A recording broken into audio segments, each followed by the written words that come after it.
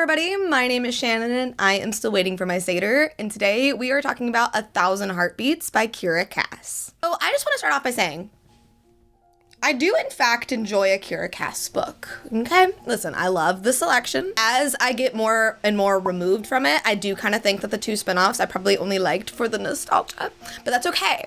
Loved her Siren book, was not super impressed with Betrothed, not impressed at all by 1,000 Heartbeats.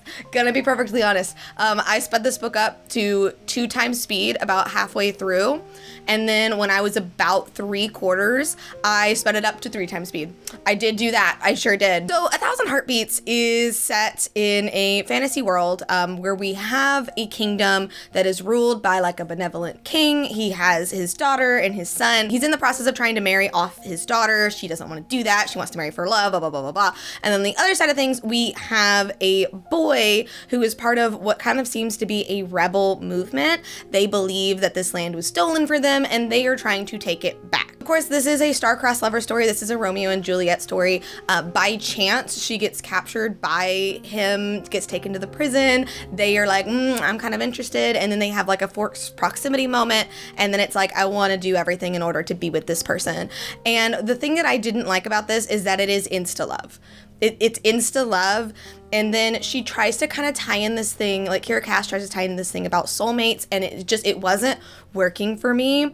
I do think she set up a really interesting dynamic with the kingdoms. What I don't like is like the way that the power was like dealt out. I didn't like the way that like the war happened. The book was paced very, very strangely, and I just wasn't into it at all. Like, it was so fluffy. I didn't feel like I really liked either of the main characters. I am gonna be perfectly honest. I remember that the boy's name was Lennox, and I can't remember the girl's name. It was like Adeline or Adeline or something along those lines. She always names her characters something like that.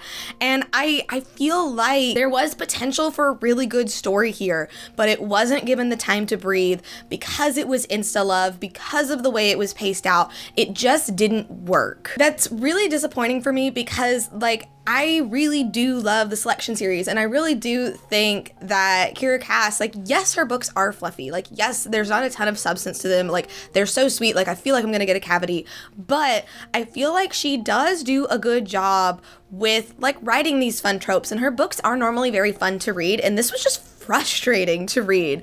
I was just ready for it to be over. I was like, I don't understand how we're immediately in love with each other. I don't understand how we're immediately like making proposals and things like that. Like, this book takes place over the course of like maybe a week. So it just really wasn't for me. The tropes were not doing it for me, which is why I'm giving it a D-. I feel like for others, like if you're into this type of story, you probably will enjoy it. But for me, I need more emotional conflicts, and I just need more of that angst in order to make the relationship feel believable. Anyway, thank you guys so much for watching this video. If you liked it, be sure to hit that like button down below, and don't forget to subscribe to Talk Books with me every week. That's everything I got for today, and I will see you guys next time. Bye.